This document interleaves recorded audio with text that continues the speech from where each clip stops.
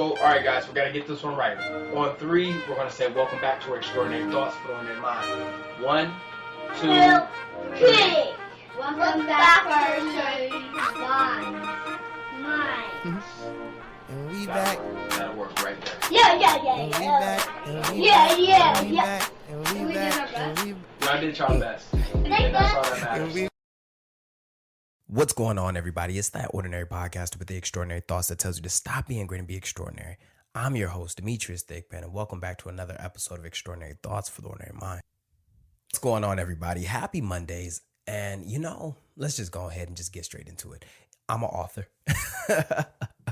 I'm a published author, and I just really want to just lead with thank you. On this Monday, the first thing that I want to say is thank you. I want to say thank God for being able to wake me up, give me this gift, and just allow me to be able to impact people. Thank God for the people that support me. And thank God for granting me the opportunity to be able to live in this time right now. And I'm thankful in so many ways because I remember one time I said to learn to be sensitive to your environment instead of sensitive in your environment. And that's one thing that I promised myself that I would be this entire year is be more sensitive to your environment. Don't be sensitive in it, but be sensitive to it. Learn from your environment. Listen to your environment. What the hell is your environment trying to tell you? Be open to it.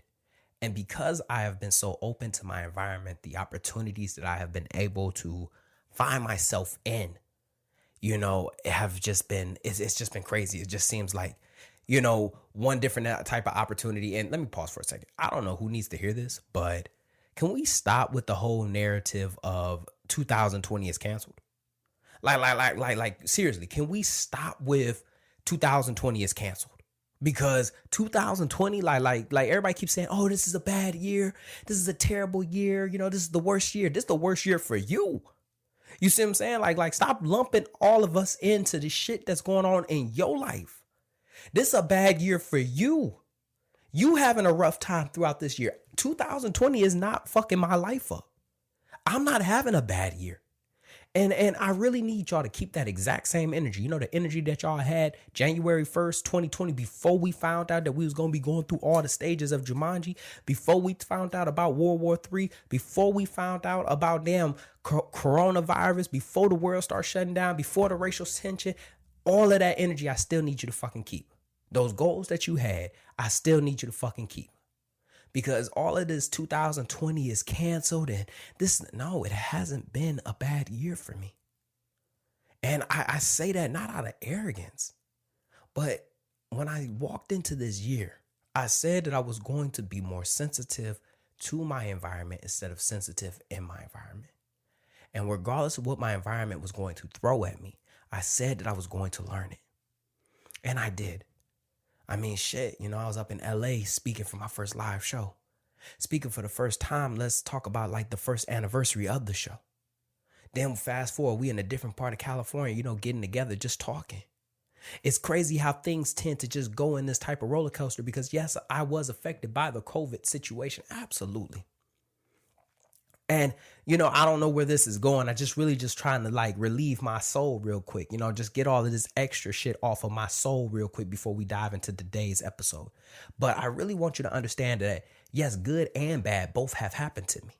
Both good and bad. Did a lot of my shows get canceled or get rescheduled? Absolutely. But because of the coronavirus and because of all the bullshit that's just been going on throughout this year, I really want you to understand that it was because of that led me down the road of becoming a published author. And yes, I got to say that again. Let's really just put some pressure on that. I'm a published author.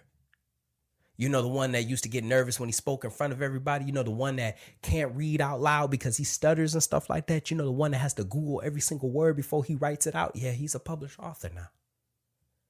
And I just really want to just take a moment and just say, like, don't get hung up on who you are 2 seasons ago. You don't even know who you're going to be now. Next. And I promise you, we're going to start the episode soon. I'm just trying to like clear my soul a little bit. One thing that I have learned this week is that I don't always have to talk about I don't always know. if my heart's not in it, I can't talk about it. Let me rephrase that. If my mind's not a part, if my mind's not in it, I can't talk about it either. And there's a situation right now that I want to talk about so bad, but I can't talk about it just yet because I'm not fully educated. And when I say not fully educated, trust me, I'm not oblivious to what's going on. But before I open my mouth and actually speak, I want to be able to speak with a certain level of passion, the same way that I've always done it. It's not saying I don't have passion to this, but one thing I am lacking right now is a certain level of understanding that can only be picked up from learning it from other people, feeling it from other people, because right now you're only going to get it from one perspective. And I'm going to just be 100% with you right now. And I'm just going to go ahead and address it. I'm not talking about the Vanessa Gillian thing until I'm fully educated on it. Until I fully understand it. And I'm not saying it in the sense of, do I know that sexual harassment is happening? Absolutely. Do I know that sexual assault is happening? Absolutely. But one thing that I want to do is be able to come at this the same way, with the exact same type of energy that I came at it last month. So please give me time. Please give me time to digest and understand and learn and be able to put that out there. Because I'm going to tell you right now, I don't know who need to hear this, and I'm pretty sure you listening to this episode right now. But listen here. Enough with the dang on like, hey, I don't know why so-and-so ain't speaking on it yet. Keep playing with me. But moving forward, the real reason why I just haven't spoken yet is because in order to educate yourself, sometimes you really just got to be quiet. You know, and I feel like that's one thing that a lot of us tend to do a lot. You see what I'm saying? Like we so in a hurry to get the answer out. We so in a hurry to be heard. We so in a hurry to quote unquote, and I hope everybody can see me do my little, quotation fingers, but we so in a hurry to educate, but we lack understanding. And that was the one thing that I had to catch myself, because that was last Monday's episode. That was supposed to be it. But I had to catch myself halfway through because I just wasn't, I felt like I was missing something. And before I could put something else out there like that, I had to hold myself back a little bit. So with that being said, moving forward, I really wanted to tell myself that you need to learn to educate. Let me rephrase that. You need to educate before you start speaking. And just because you are on a platform does not necessarily mean that you need to be the first one to say it. So whether I'm the last person to say it, the fifth one to say it, or whatever, as long as I clear my soul, I'm gonna clear my soul on it. And I say that because we've been with Black Lives Matter and with everything that's been going on, especially with the Vanessa Gillian, again, sexual harassment, sexual assault. It's not that we're learning new things. We're learning how to speak on it. We're learning how to address it. We're learning how to actually talk about it, and it be, that now we're listening for it. You see what I'm saying? So we're all learning and we're all growing. And I didn't want to give that bullshit answer that everybody else had been given. But that was one thing that I had to learn this month. Now, speaking of narratives, learning and everything of that nature, the one thing that I've learned, especially with becoming a published author, is that we have so many narratives that we need to really unfuck. And I know I'm not supposed to be unfucking things on a Monday. This is more motivational than it is anything. But can we really just get into the whole groove of we need to unfuck a couple of narratives? Okay. And the narratives, I know we live in this culture right now, where it's perseverance, it's overcoming the obstacles. It's to keep pushing regardless of the situation. It's never to quit. But I don't know who needs to hear this, but we really need to change the narrative on quitting.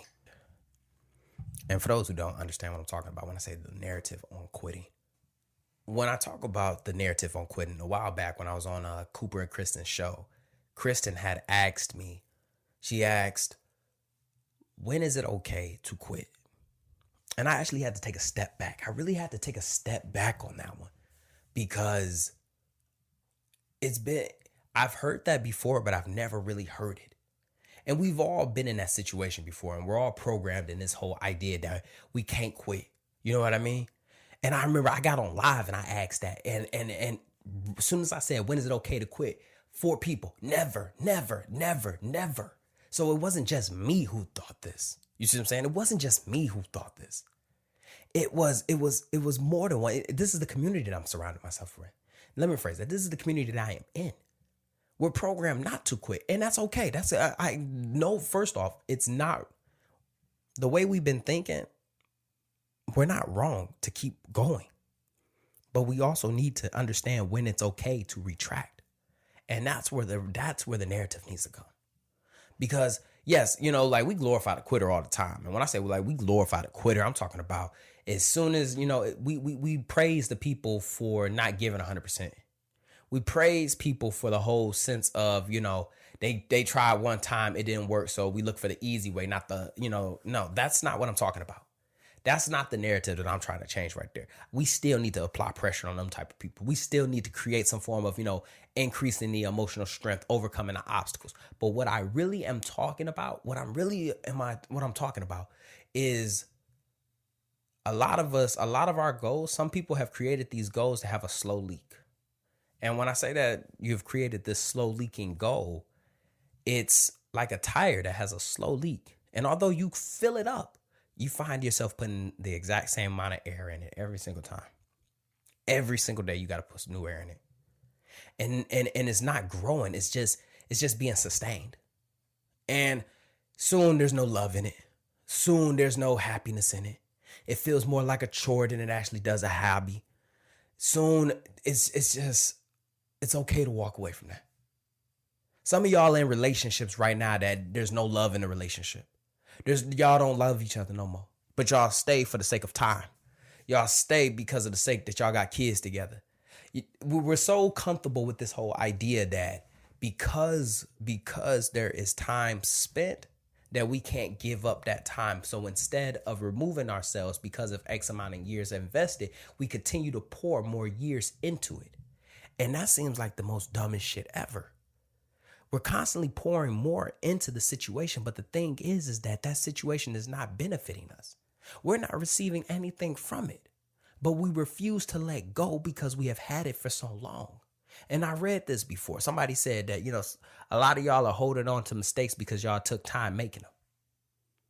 You're holding on to a mistake because you took time making it. And I just really want to just be the first one to tell you to give yourself permission to let go. Give yourself permission to walk away.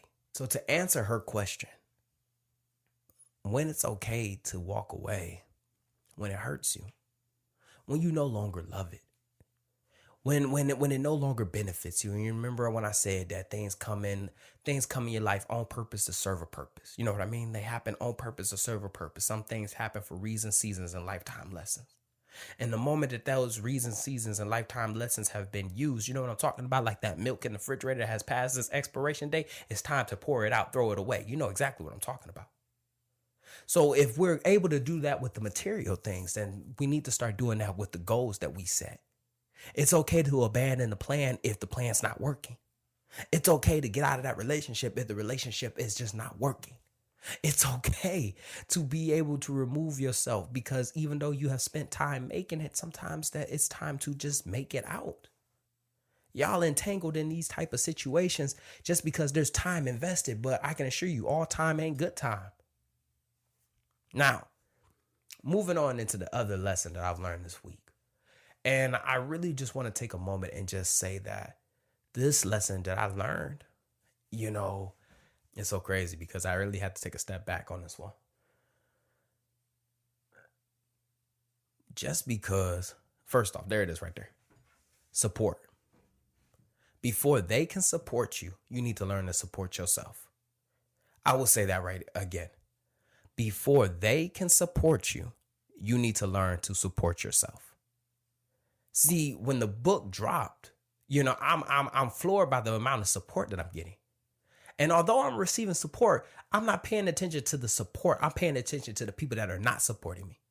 The ones who are always, commenting on my pictures or sharing my post, or, the ones that are so quick to say, oh, you got a gift and, you're going to change the world and X, Y, and Z. I'm waiting on them people to buy my book.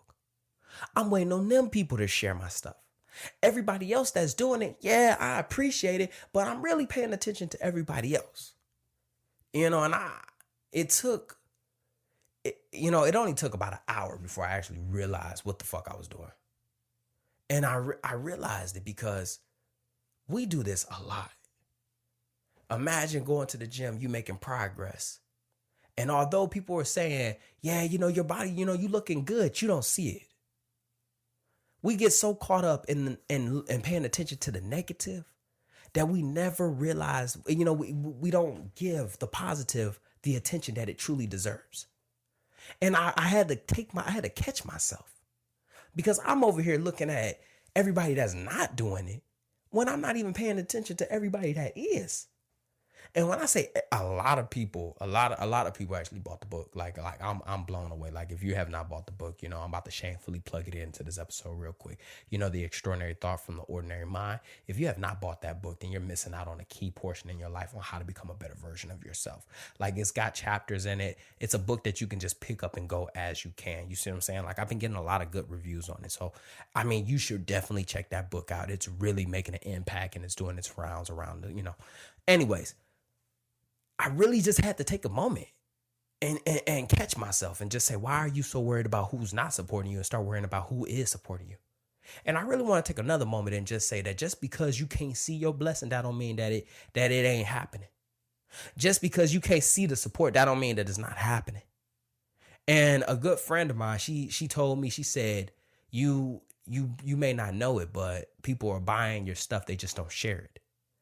And right now, my book is in a household. Three copies of my book is in the exact same household. Do you know what type of love that got to be right there? Like I'll say it again. 3 copies of the book is in the exact same household. That means each person bought their own copy. They're not sharing a copy. They're not sharing it. That's love right there. Because, we all come from that household that, we buy one copy and everybody just share it. That's love. And I don't do that to brag or boast. I do that to let you know that if nobody told me that, I wouldn't have known, because they weren't going to put it on Instagram. My cousins are buying the book. Asar Major reached out to me, and she said that the impact that I'm making right now has made it to her. And I didn't even know that. I hadn't seen that woman in almost 7 years. Let me rephrase it now. Let's come in a minute. 5 years.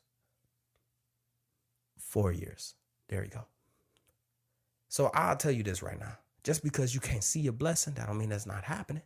And just because you can't see the support, that don't mean that it's not happening. And I have to say this because, I said in the very beginning, they won't start supporting you until they start supporting you. And what I mean by that is that, the people that you grew up with won't start really supporting you until the people that were strangers start supporting you. But before either party can even begin to support you, they are not going to start supporting you until you start supporting you. And I really need you to understand that, the one that's trying to really step outside their comfort zone, people ain't going to start rooting for you until you start rooting for yourself.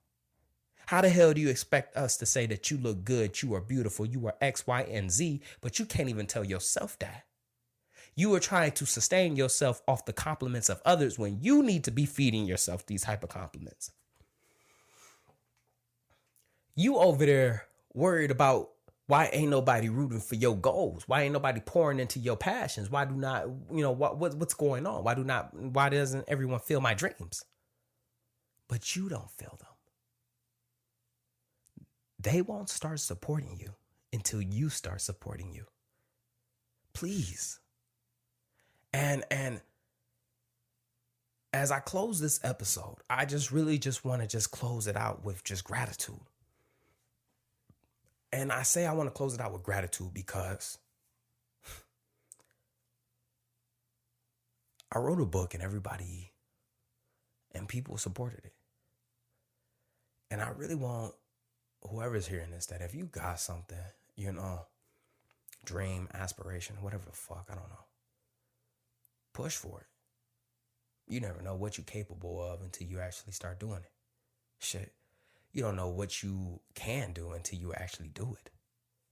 And if you haven't gotten the book yet, you probably don't know exactly what I'm talking about. But I'll tell you this right now. Execution kills excuses every single time. Stop making excuses and start executing, and you'll see exactly how far you can go.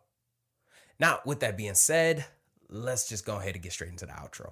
And just like that, another extraordinary thought left this ordinary mind. I hope you enjoyed this episode half as much as I enjoyed making it. Stay tuned Mondays and Fridays. Don't forget to follow me on Instagram at Meech Speaks. Once again, that's Meech Speaks. Meech is spelled Meech. Don't forget to share this podcast, subscribe to this podcast, follow this podcast, pass this podcast to somebody, because this podcast was dedicated to helping everyone become a better version of themselves. Even though I don't know what that type of version is, I just know that you can be better. Lastly, don't forget to grab your copy of The Extraordinary Thought from the Ordinary Mind, available on Amazon, Barnes & Nobles. I think there's an electrical copy. You know what it is. Stay hungry, stay motivated. I'm out.